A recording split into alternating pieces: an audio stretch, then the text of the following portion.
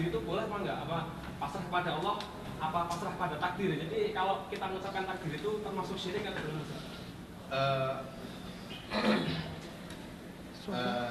Ikhwan fillah azanillahu iyyakum, ungkapan saya pasrah kepada takdir artinya saya pasrah kepada Allah, artinya saya pasrah kepada keputusan Allah. Karena takdir adalah satu perbuatan dari perbuatan Allah. Itu min af'alillah. Allah yang melakukan. Jadi takdir Allah Subhanahu wa taala mentakdirkan demikian, kita mengatakan kita pasrah. Dan memang kita harus pasrah kepada takdir setelah berusaha. Oleh karenanya takdir itu dijadikan hujah tatkala seorang sudah berusaha. Tapi tidak boleh dijadikan hujah tatkala seorang bermaksiat. Kenapa kau maksiat? Sudah takdir. Nah, kalau ada seorang pencuri di zaman Umar bin Khattab, kemudian dia mencuri. Kenapa kamu mencuri? Saya sudah takdir. Ya, kamu juga ditakdirkan untuk dipotong tanganmu. Sebagaimana ditakdirkan mencuri, takdirkan juga potong tangan. Tapi jika seorang berusaha, kemudian terkena musibah misalnya, kemudian tidak berhasil, maka dia mengatakan keputusan Allah yang terbaik, takdir Allah yang terbaik. Oleh karena Ibnu Qayyim rahimahullah menyebutkan ajibtu min qaumin. Ya, aku heran dengan sebuah kaum la yardun bima ikhtarahu lahum. Aku heran dengan satu kaum yang mereka tidak ridho dengan pilihan Allah Subhanahu wa taala. Dan Allah lebih tahu tentang kemaslahatan kita daripada kita sendiri. Kalau Allah sudah pilihkan kepada kita sesuatu dan kita sudah berusaha, yakinlah itu yang terbaik buat masa depan kita, buat akhirat kita. Wallahu a'lam bishawab. Jadi tidak mengapa karena kita mengatakan pasrah kepada takdir, pasrah terhadap pilihan Allah Subhanahu wa taala. Jadi takdir itu bukan makhluk, enggak. Takdir itu proses pencatatan. Proses pencatatan yang catat siapa? Allah Subhanahu wa taala. Di ayat yang lainnya, ya Pak. Assalamualaikum warahmatullahi wabarakatuh. Ini kajian tentang poligami. Tentang wahyu yang pertama turun, ada teringat pada suaranya sempat bertanya Pak Dana, teringat ternyata dari bahasa Ustaz tadi, dia bertanya tentang Iqra di situ apa Rasulullah dihadapkan dengan bacaan atau Iqra di situ Rasulullah melafazkan suara, karena dengan jawaban Rasulullah anak Bukhari, aku betul-betul tidak bisa membaca sekalanya. Allah alam ya. Akhirnya Rasulullah SAW disuruh untuk membaca. Rasulullah mengatakan Rasulullah tidak mengatakan apa yang mau saya baca. Tidak ada. Kemudian Rasulullah SAW yang rawajih, Rasulullah SAW itu ummi. Rasulullah SAW tidak bisa baca dan tidak bisa nulis. Rasulullah SAW adalah Nabi yang ummi. Ummi artinya apa? Tidak bisa baca dan tidak bisa nulis. Kenapa Allah menjadikan Nabi SAW ummi? Bahkan ada khilaf di antara para ulama. Apakah Rasulullah SAW tetap tuna aksara sampai meninggal beliau atau tidak setelah itu? Atau hanya sekedar pertama kali turun wahyu Rasulullah SAW tidak bisa baca, setelah itu Rasulullah SAW baru bisa baca. Yang rajih Allah alam bisawab, Rasulullah SAW sampai meninggal dunia tidak bisa baca.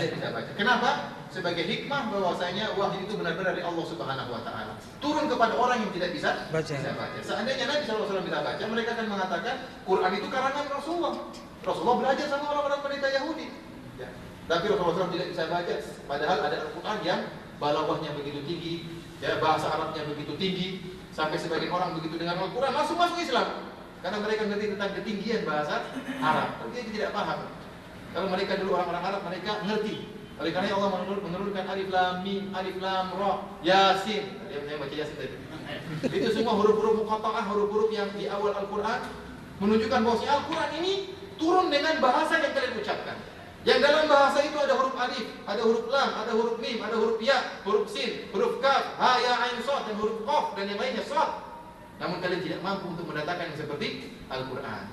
Jadi sebenarnya tidak jadi masalah, tidak ada hikmah di balik itu. Apakah Jibril datangkan bacaan atau disuruh, apa faedah di balik itu?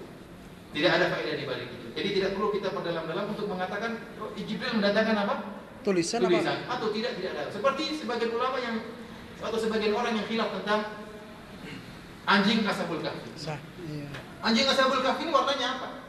Ada yang mengatakan warna ini. Buat apa warnanya? Gak jadi masalah. Warna hijau, warna belang-belang, gak jadi masalah. Tidak ada hukum, tidak ada kaitannya dengan syariat Islam. Jadi yang jelas Nabi SAW tidak bisa baca, ingin mengatakan ma'ana biqari, sehingga akhirnya ditalqin oleh malaikat Jibril alaihissalam. Sebelah sini ada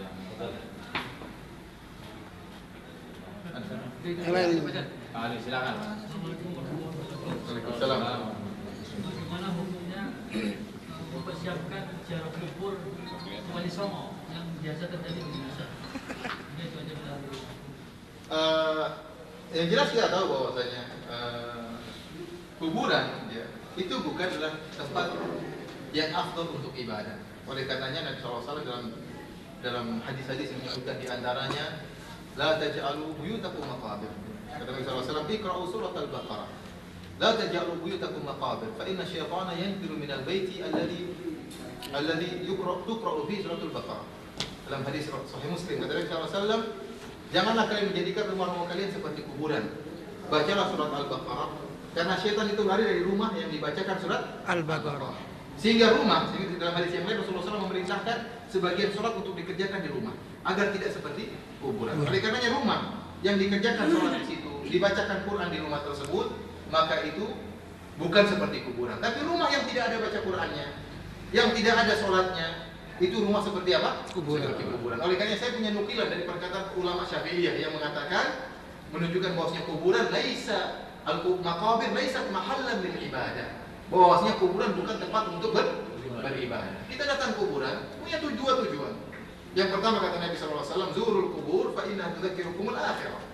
Ziarahlah kuburan agar bisa mengingatkan kalian kepada akhirat. Yang kedua, kita mendoakan penghuni kubur. Oleh karena tatkala kita mengunjungi kuburan, ziarah kubur, kita berdoa, assalamualaikum ala diyar minal muslimin wal mu'minin wa inna insyaallah bikum lalahiqun nas'alullaha lana wa lakumul afiyah. Wahai penghuni kuburan, ya, keselamatan bagi kalian, ini doa.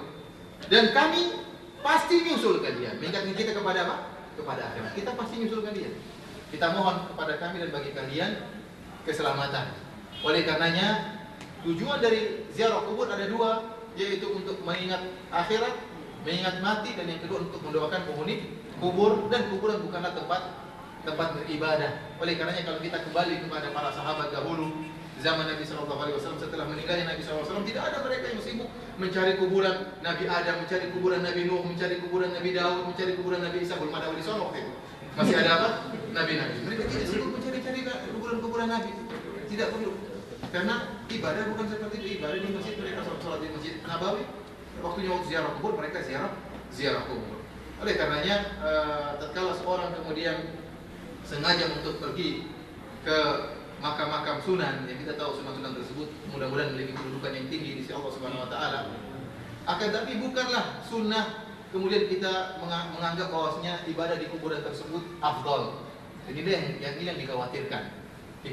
Bahkan disebutkan dalam hadis Nabi SAW mengatakan, "Kuntu nahaitukum an ziyaratil qubur." Saya pernah melarang kalian untuk ziarah kuburan. Disebutkan oleh sebagian ulama, dinukil oleh sebagai ulama ya, kalau tidak salah namanya Muhallab rahimahullah, mengatakan bahwasanya kenapa Rasulullah melarang? Karena dikhawatirkan mereka akan kembali kepada peribadatan penghuni kubur. Kalau mereka sering ziarah kubur, mereka akan menggabungkan siapa penghuni kubur, akhirnya beribadah kepada penghuni kubur. Minimal merasa lebih akan diterima pahalanya sholatnya kalau di dekat kuburan.